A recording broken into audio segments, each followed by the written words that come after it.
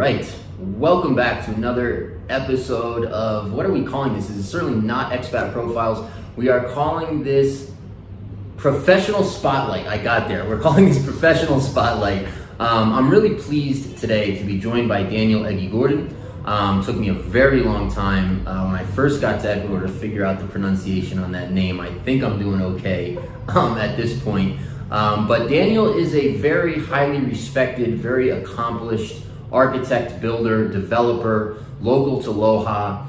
He does speak English, so he's somebody we work with as well, so somebody we've recommended a lot of clients to, and somebody we have a lot of trust for and a lot of respect for in the industry, and so we thought he would be a great person to bring on the show to talk about his expertise, which is construction.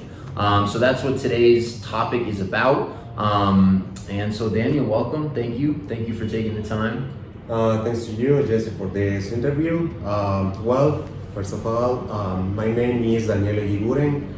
I'm from Loja. I was born here in this beautiful city. And well, about my studies, I was studying in Cuenca, in the city of Cuenca, also in that university. I made 2 master's degree, one in architectonical projects and Agricultural, you said? Sorry, what was the word? Architectonical projects. It's a kind of design, design of architecture. Okay, is that dealing with the structure? Is that structural or no? Am I just way off? It is. Master degree is just design. Okay. Yeah, it's just design to make projects. Thank you. And the other one, I was studying in Spain. I did another master degree there in Barcelona, and this is in construction. Yeah, and the master degree's name in Spanish is Ingeniería de la Edificación, means like engineering to build, something like that. Yeah. Well, then after that... So those 2 degrees, architecture. Yes. One in Cuenca. One in Cuenca and another one in Spain. Cuenca is a famous city here. You probably all have heard of it, but it's 3 hours from where we are here in Loja, and then Spain, as you mentioned. Okay, very cool. So then after you finished studying, or were you working during then, or did you just come back to Ecuador and start working? Or? No, but I was working when I was really young. Actually, yeah. When I was a student, I was working in the most famous firms of architects in Cuenca, where some people to have experience before to start working by myself. So sort of like internship type stuff. Yeah. Mm-hmm. Then when I was architect, when I get this master's degree, I was started working with me, and I started this office, we're working with more architects who are involved in this process. And well, right now I am working in the market near of 10 years. So 10 years since you started your own firm. That's right. Yeah. Yes. So we're sitting here in Daniel's office. We're actually just off of the center square, the Parque Central in Loja. It's a beautiful old building. It's a beautiful old building. It's fitting for an architect to be in this building. There's a lot of old, wood molding and beautiful floors. So this is where Daniel's office is. So you started this company, this firm, about 10 years ago, and then you've been doing that here in Loja ever since. And then what kind of projects do you take on? Like, do you do commercial and residential? Are you doing tiny little stuff and huge things and everything in between, or do you focus on one aspect of the market? What kind of projects are you involved in? Right now I'm involved in every kind of projects. For me it's not important how big is the project, how interesting are going to be the project. So right now in this office we are manager near of maybe 20 projects at the same time. And in each project we put everything that we can give to our clients for give quality first in the design, and second on the process of construction. So for me, it's really important, first of all, to make to have this a conversation, to talk with the client and hear what he wants, and then we're going to start to design and then to make a budget and then start talking about how we can build it. But for me, it's not important how big it is, just the quality of the project. So right now I have like big projects and small projects. So what's a big project for you? Like a hospital or like a, what would be a large project? I was working actually I was working in hotels, another big museums. Okay.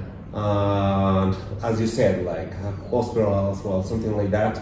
But this is like big projects for me. And then a small project would be someone's house. Yes, basically. Houses, small commercial spaces. Spaces, right. And then are you guys doing just the design, or are you doing the construction also? Obviously, I know. I'm just asking the questions. No, both. Yeah, both. So someone comes here, they can get obviously the architect, the design, the plans, and then also the whole project executed. That's under the scope. The good thing here in Ecuador, difference to from, for example, in the States and other countries, is that here in Ecuador, the architect can be involved in whole the process, in the design and then in construction. But in any case, I work with engineers like civil engineers, electricians, and a lot of professionals that can help us to build with a good quality. But the good thing is that here the architect can be involved in the whole process. So it's really interesting to do that. Also, it's really nice because I can see how can we design. We can see that, and be involved in all this process, and it's really nice. Yeah, no, I know you're passionate about that, and I wanted to ask you, just going back a little bit to the background, it sounds like you were interested in architecture from a very young age. Right. Why is that your passion? Okay, it's because I am thinking that all our cities needs to be each time more beautiful. And I am understanding that everything that we touch, that we feel, that everything is architecture in the world. So that is why it's my interest in architecture, because if we are, for example, in this space right now, means that someone has to design to be able to have this interview, for example. So that is why I like a lot of architecture. Even the chairs, even a desk or something like that. Yeah. Everything is Design. architecture. Design. And also I like a lot the art. Yeah. Also I am a musician also. So I saw you playing piano Yes, on of Facebook course. the other day. Oh, Impressive. Very impressive. Yeah. Okay, He's good. No. Do you play more or just the piano? Just right now, like a hobby. Yes, but at the beginning, I was studying a lot of piano. Like maybe around 12 years, something like that. Cool. Like a professional pianist. So right now, my passion So is the aesthetics also Yes. is important too. Yes, of course. Yeah. And Danny also has, you have some sort of, maybe a part of your degree, I don't know if it's a separate degree, but you have a lot of experience in restoration as well. Restoration, it's a kind of another kind of master degree, but it's not exactly the name. It's a kind of a specialidad. I don't know how to say specialty. that. I think that's a specialty. Specialization might be more Also, I apt. did this in Cuenca. I was working in I was starting working in a museum whose name is Remigio Crespo Toral. It's the biggest museum in Cuenca, and it's really nice. And another one, I was working in the renovation of the old cathedral in Cuenca, and I was starting working with this experience. Right now, it's really important. I have a lot of, here in Loja especially, I have a lot of buildings who are, that I could win some primes, something like that. So you're up for awards. Yes, for awards, the restoration of some buildings in Loja. Yeah. Yeah. Daniel was part of a project to create a hotel. That's what, one block off the square here, and they took a building that was built when.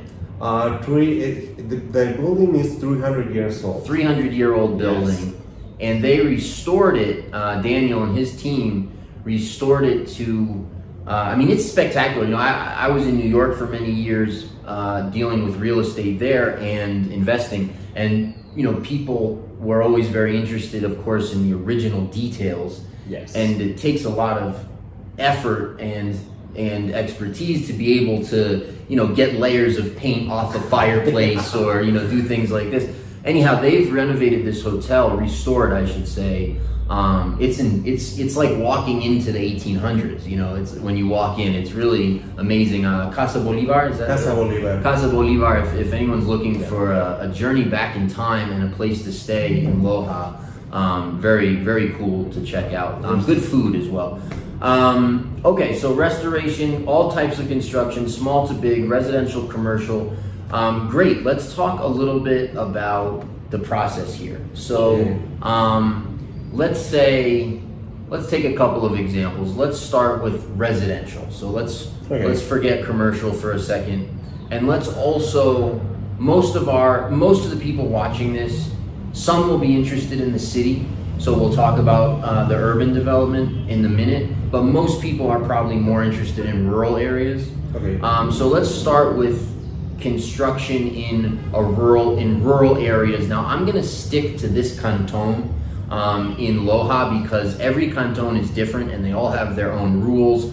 I also am not gonna ask Daniel to get specific on the rules today because they change all the time and there's no point to do that. But in general, if I call you today and I say, hey Daniel, I picked out a great piece of land wherever, I have some ideas in my head about a house. How does that process look? How much time does it take? What are the steps? And then let's talk a little bit about prices as well. Okay, so at the beginning, it's good to know what exactly the client wants to do in his land. So if the project is in the rural area, so the beginning is to get some papers, for the municipality, because here we have to give to the municipality some paper to get a factory line. Yeah, the factory line. Yeah. So let me interrupt you because the terms are so different in English. The direct translation is no good in this case. So really, what Daniel's talking about basically, it's a piece of paper that the municipio spits out that has all the zoning in that for that property. So it tells you the setbacks, it tells you the size of construction, it tells you all sorts of information about what you can and cannot do, activities and so on and so forth, what you can and can't do with that particular property. It's called the línea de fábrica, which is what Daniel is referring to. So checking that would be the first step. Okay. So then when we have this piece of paper, so we can see what we can do there in the property. And then we can start with the design. Let me ask you a question, really, because a lot of people ask us this. If we're talking about rural areas, are there a lot of restrictions? Like what might be an example of what I couldn't do, for example, in a rural area? Okay, it depends on the area, but anyway, here in Ecuador, especially here in Loja, there is not exactly restrictions. So, for example, if you are interested to build a house or whatever it is, you just need to have water and electricity. It's all. So then you can build whatever you want. Yeah.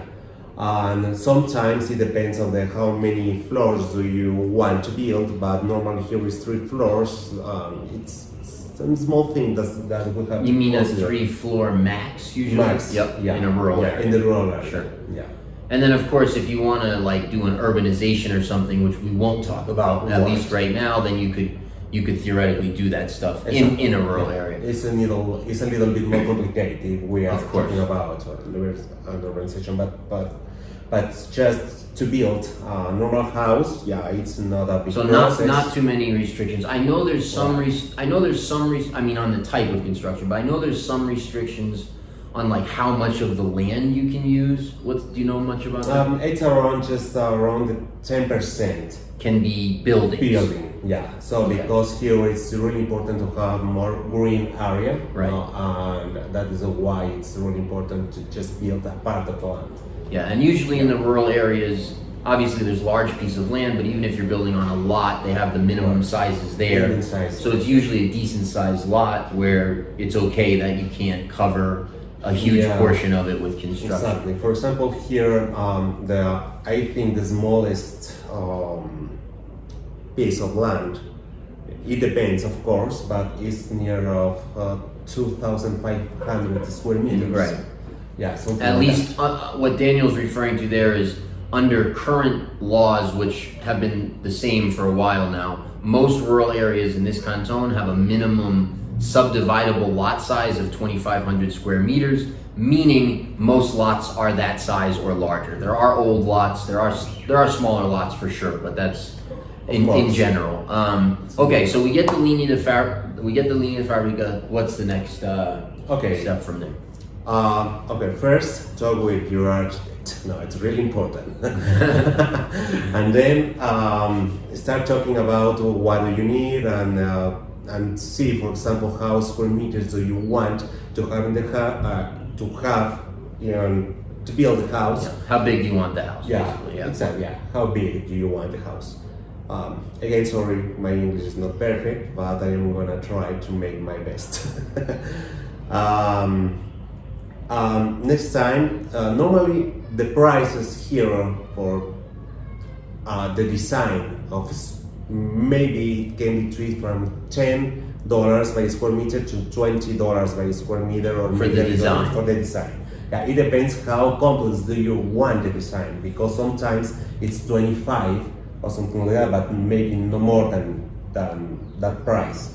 For people watching this who are thinking in feet as opposed to meters, it's approximately 100 square meters to 1,100 square feet. So it's about 11 to 1, the ratio. So 100 square meter house, because we're going to talk price per square meter, is approximately an 1,100 square foot house. Obviously, you can double that very easily and get to 2,200 or 3,300, so you have a good comparison. So it's about $10 to $20 per square meter of design, and that's Right. the design cost. Yes. Okay, so then talk to me a little bit about that design process. Okay, the design process starts first to make a sketch.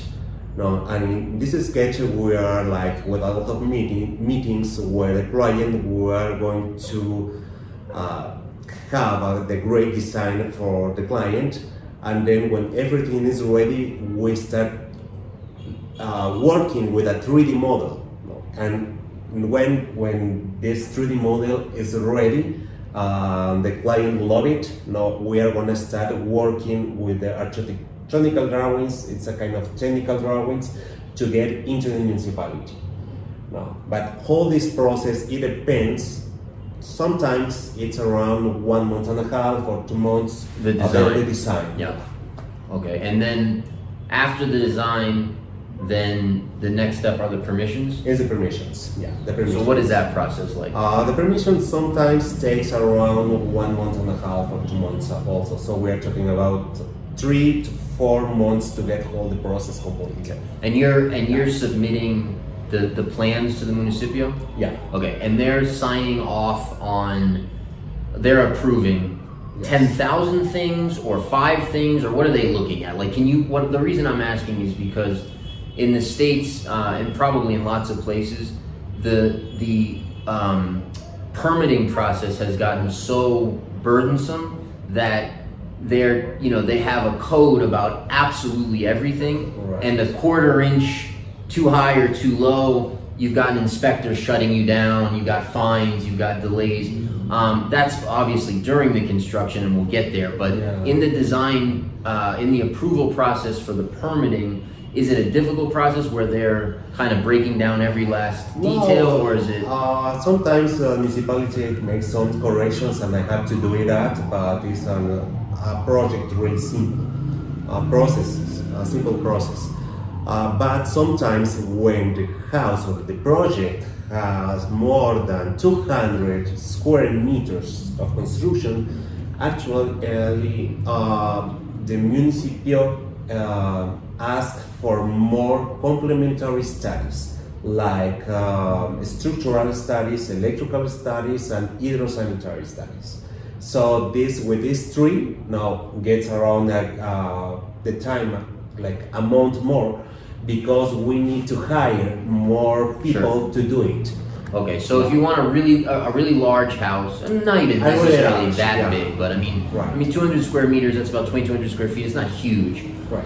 So if you want a good sized home, then there's a little bit of extra time built in for some extra studies. Okay. So then it sounds like from what you're saying, about a month and a half design time, about another month and a half to complete the approximately. process. And guys, don't hold into this. Daniel's phenomenal actually about always being ahead of time, but the municipio changes. So if you're watching this video now and 2 years from now it's a longer or a shorter or whatever process, that these changes do happen here. So this is currently, we're recording this in January of 2022. Yes. We made it. And so, okay, great. So, all right. So I've got my permits now. Are you waiting to start construction until the permitting process is complete, or is there like it's in process and so you're building, or how is that?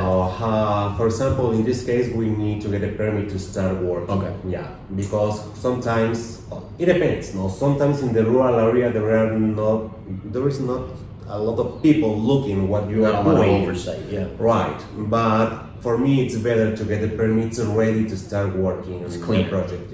Yeah. Okay, and then once you're building, what's a typical build time? It depends of the house, but the normal it can be from Let's say 4 months for 6 months, something like that. But in 6 months, a house is complete, everything with the keys on your hands. So 6 months of construction time. 6 months. So about 9 months then, start to finish. Right. That would be like the longest it could take, Of course. more or less. Yeah. Okay. Because please. in this case we have to understand that here in Ecuador everything is handmade, everything. So the process of construction, we have to make it. Yeah. So we have a lot of the labor is really good. It's really nice to see, because the process is completely different. That in other countries that you can get everything ready and you can there's build walls, less manufacturing, less prefabrication, less less sort of industry in that way. But I think that this process is too much better, because you can personalize each thing, and the designs are always are gonna be more rich. I think is the word. Yeah, to have it's really interesting to this process here in Ecuador. No, I agree, and that filters through even outside of construction. Like I have things custom made all the time, and I'm always impressed by the quality and the price. The fact that you can customize, of course, is such an advantage. And these things, as I'm sure you're aware, I know you lived in Europe and other places. These things, at least where I'm from, have gotten so expensive. Nobody does it unless you're uber wealthy. Yeah. You're not here. You can have a hand tailored, measure you and build the suit from scratch. Beautiful suit for a few $100. Maybe it's gone up a little, maybe $400 or $500. I'm talking about world-class fabric, world-class fit. Just back home, that's at this point it's probably a $4,000 or $5,000 suit. So so that's kind of true for everything, right? You can have a sofa made that way. You can do anything that way. So I don't want to get too far off on a tangent, but it's a good point. All right, so about 9 months outside time. Worst case, about 9 months to build. Let's talk a little bit about construction options as far as materials. I guess we should probably start, maybe we should separate out into sort of the structural materials and then the finishing materials. So what are if I want to build here, what are the common ways to do that, at least structurally, or take it wherever you want? Yeah. Okay, the most common construction here is using the concrete structure. Concrete here is really common to use and works really good, and it's not expensive. Another kind of material, it can be everything made in metal structure, so it's it's another kind of. So when people do the concrete, that's concrete and rebar? No, or is that just concrete? Rebar comes with concrete. Right. At the same time, but we can work with metal structure, means like use the iron. Yeah. So the steel structure. The strict structure. Yeah. And then if you're doing so in other words, you can do rebar and concrete or concrete and steel, right? Both. Okay. Yeah, you can make a mix. Yeah. But for example, in prices, normally it's cheaper to build with concrete. A little bit cheaper. A little bit cheaper, yes, a little bit, something like 10% less. But there's a little bit more time to build. Because we need time to have the concrete ready for everything. So, but even when you include like the labor costs of that time, is it still 10% cheaper? It's still 10% cheaper, but we need to consider that maybe it's a month more of construction.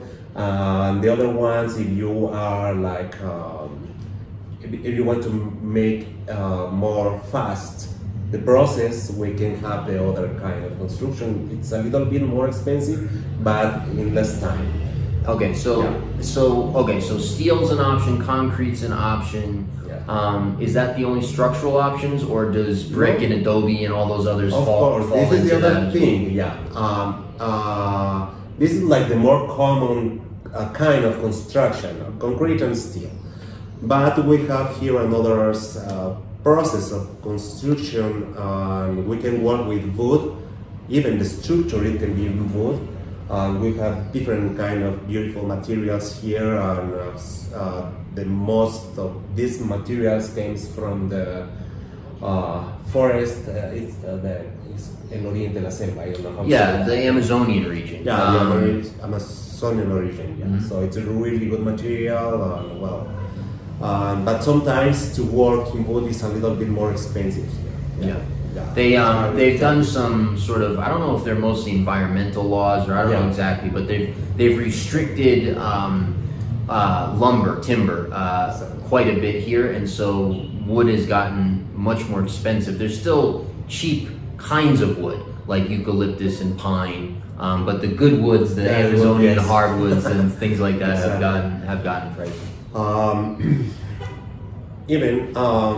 The other kind of construction, we have traditional materials that are here, specific here in Loja, we was using in the past. Right now I am using a lot of these renovations in these old buildings, but right now actually I am working with this technology in new houses, and the design looks really, really nice. What specifically?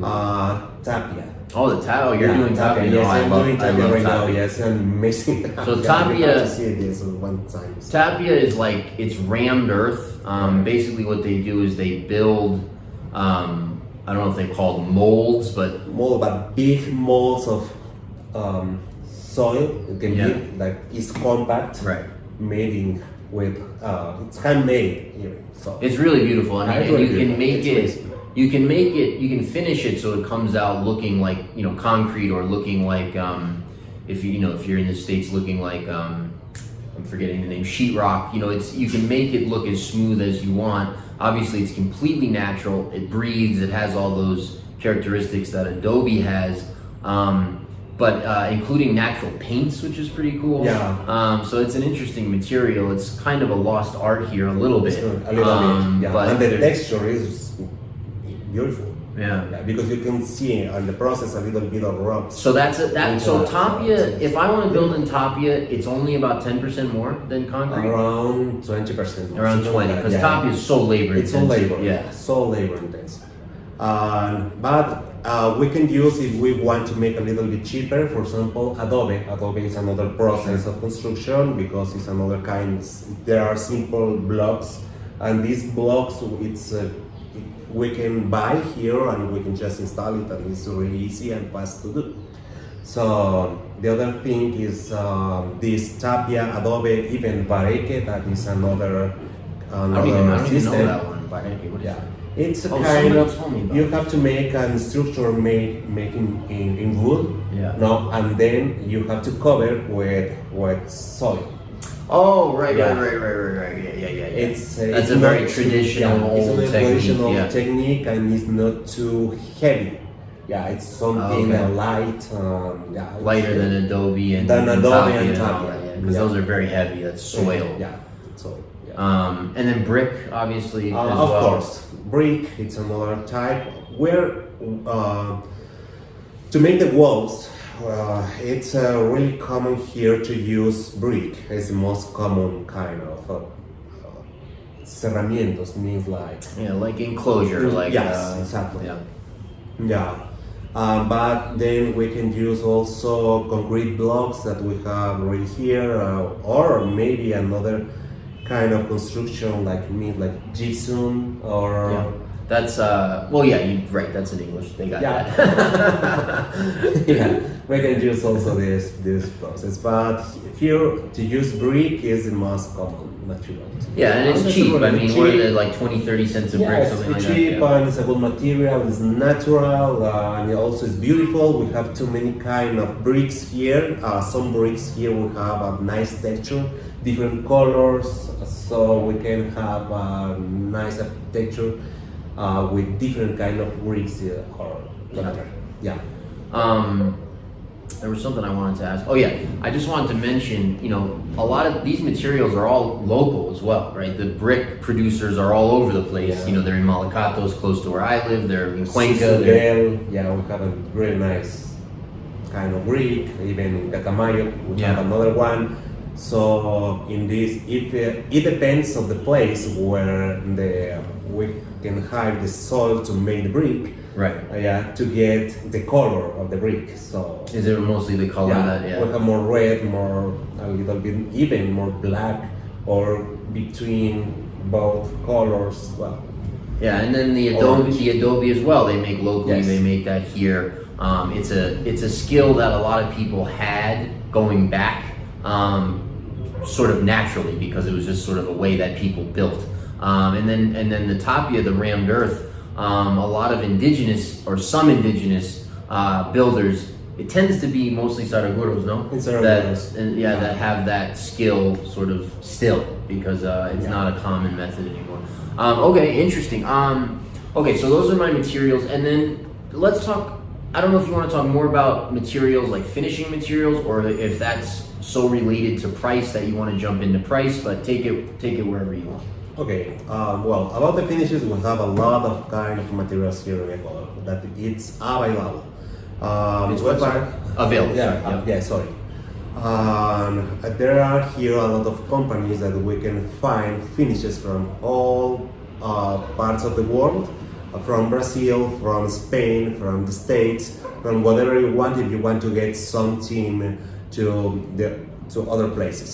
But here in Ecuador also we have good factories who make a really good quality of materials like Graiman, Ceramicos, or these brands makes a really good kind of tiles, especially tiles, high quality high quality tiles, ceramic tiles, and we can have a really good prices. So in finishes, if we are talking about budget, of course, if we bought something import, are going to be expensive than things that it's produced here in Ecuador. Sure. Yeah. So let's give people some reference. So let's talk a little like price per square meter. Again, you guys can convert that to square feet, but that conversion is different. I recommend you just go to Google and type in square meters to square feet. And I'm sorry, no, price per square meter to price per square feet, and it pulls up an automatic calculator, and that's easier than trying to do this one in your head. But so let's talk square meters. Let's talk price per square meters. What's the range? What are the options? Like, what am I looking at? We have too many options to do. We can go to, for example, to a really simple house with normal finishes who can start around in maybe $400 by square meter. Yeah, to up. No, I need houses even from $350 by square meter, and also houses that $1,200 for square meter. So it depends. And the big we're just talking quality of finishing materials.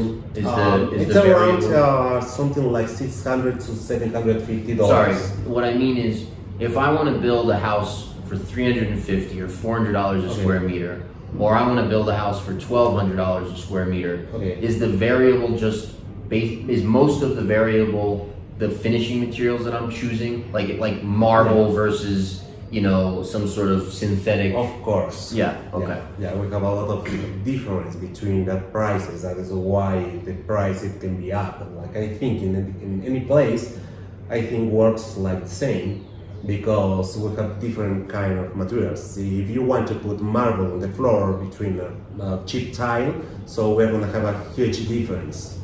Right. So so let's give people some examples. So if I'm building a 100 square meter house, which is about 1,100 square feet, based on your numbers, my range is going to be from about 35 or 40,000 at the low end up to about 120,000, the most luxurious. And then obviously if you want to build a larger house, you can calculate out from there. But per 100,000, that's sort of what we're looking at. I'm sorry, per 100 square meters. That's kind of what we're looking at. Okay. For example, but the normal range between, if we have a house of 100 square meters, it can be near of $60,000 or $50,000, something. Sure. Like So that. so 500, 600 a square meter. That's sort of more like typical. Typical.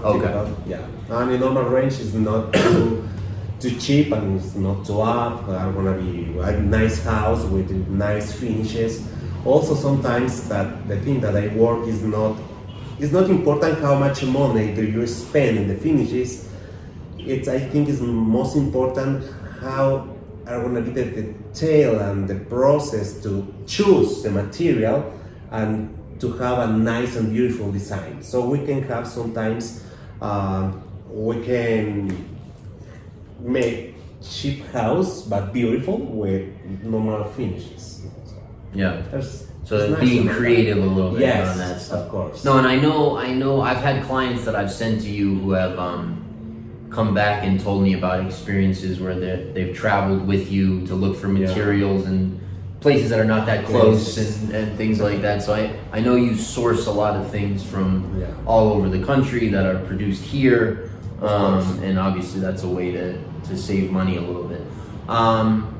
Okay, great. Let's see. I think I covered probably most of what I wanted to talk about.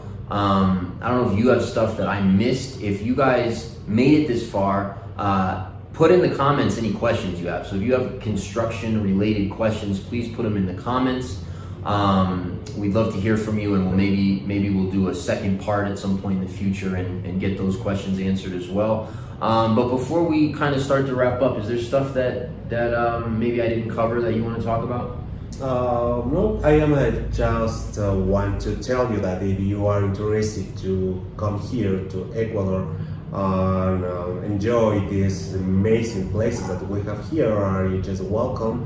And believe me that here the people first, I think, is the best. No, it's the best thing that we have. Everybody are really friendly. That is really important. And the other thing is the weather that we have here. That is amazing. we have like one season for the whole year, so it's good. Just the rainy season, but we don't see difference in between the seasons, the as seasons, much, as much. Nor near as much, right? Yeah, Hardly at all. So that is why it's so beautiful, this area, and of course the countryside is amazing. Well, you can have here a really paradise. It's a really paradise. Also, it's so quiet and so safe to live here. So for even for our kids, if you have kids or no, but are gonna be a nice place because here is still so how can I say it? Sano is como I mean so it's healthy. It's healthy. That's probably the best. Yeah. The best word. Yeah. So it's everything. Just talk with Jesse if you want to buy a property. I'm gonna bring you on for a sales pitch sometime. This is pretty good. I mean, he's absolutely right though. Those things. I was actually walking.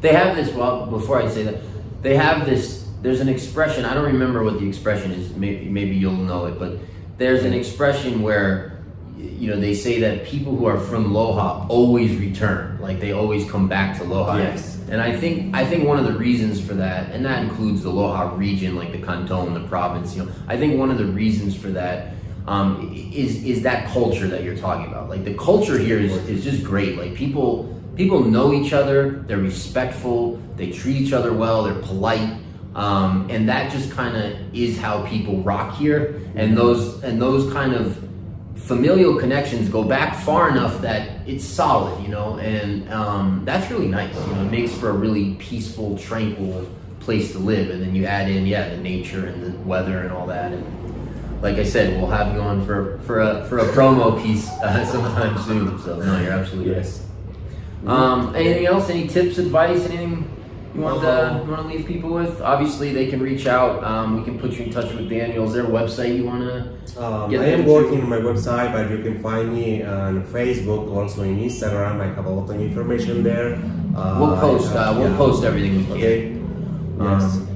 All right, good. Well, again, guys, thanks for tuning in. We appreciate it. Again, if you could help us out with a like, please comment, ask any questions you have, share, subscribe, hit the bell, get the notifications. We do put out a lot of content, a lot of properties, but also a lot of information like this. We're really trying to help people navigate. So thanks for tuning in and have a great day.